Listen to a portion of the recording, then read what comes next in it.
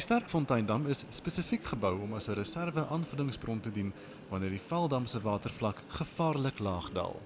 It is important to understand that once it goes below 25%, it doesn't just mean that Randwater may not be able to extract as much as it wants, but it starts also having a possibility of impacting negatively on the infrastructure.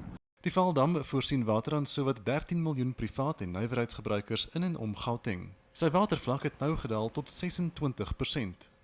All of us must be able to be attentive to, in Gauteng particularly, that we have not responded positively to the water restrictions that are in place. And therefore, there is still a lot of overuse of water, and we have not been able to save the amount of water that we had wanted to save from the beginning of the inception of the water restrictions.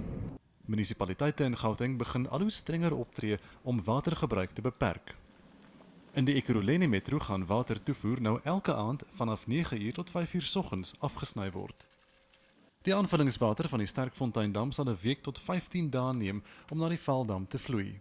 Die plan is om 20 kubieke meter water per sekonde vry te stel in die volgende 54 dae en dit op sommige dae te verhoog tot 70 kubieke meter per sekonde. Met die voorspelling dat die land nog die volgende 5 jaar in 'n droogtegreep kan wees, beraam die departement planne oor hoe die skaars water beter benut kan word. En groter bewusmaking onder gebruikers om water te bespaar is deel daarvan.